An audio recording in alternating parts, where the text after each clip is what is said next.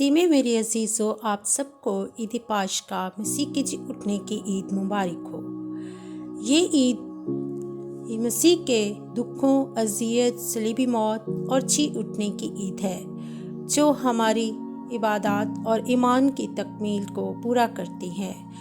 आइए हम लूका तबीब की मार्फत 23 बाब उसकी 44 आयात और 55 आयात तक और 24 बाब उसकी 1 आयात से 12 आयात तक पढ़ते हैं। फिर दोपहर के करीब से तीसरे पहर तक तमाम मुल्क में अंधेरा छाया रहा और सूरज की रोशनी जाती रही और मुक़द्दस का पर्दा भीत से फट गया।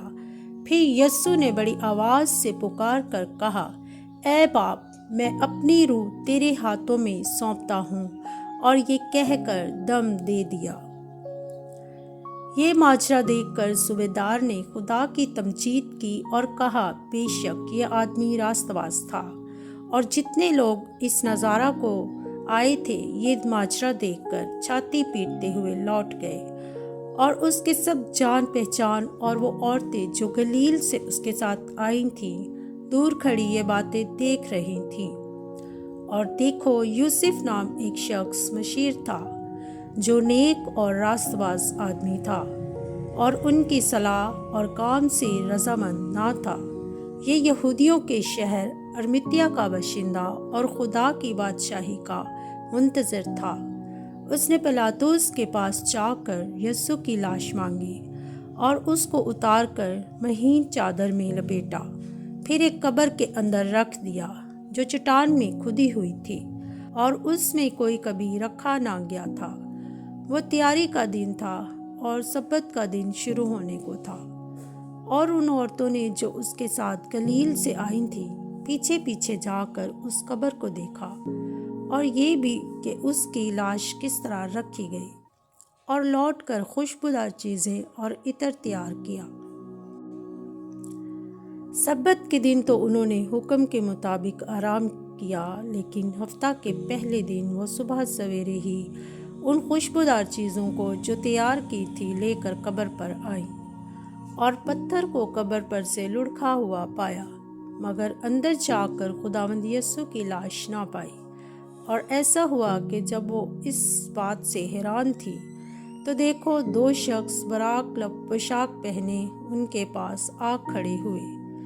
जब वो डर गईं और अपने सर ज़मीन पर झुकाए, तो उन्होंने उनसे कहा कि जिंदों को मुर्दों में क्यों ढूंढती हो? वो यहाँ नहीं बल्कि जी उठा है। याद करो कि जब वो गलील में था, तो उसने तुमसे कहा था, ज़रूर है कि इब्ने आदम गुनाहगारों के हाथ में हवाले किया जाए और मसलूब हो और तीसरे दिन जी उठे। जब वो डर गईं और अपनी सर ज़मीन पर झुकाए, तो उन्होंने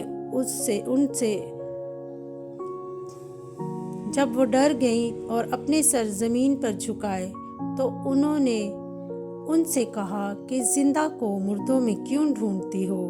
वो यहाँ नहीं बल्कि जी उठा है।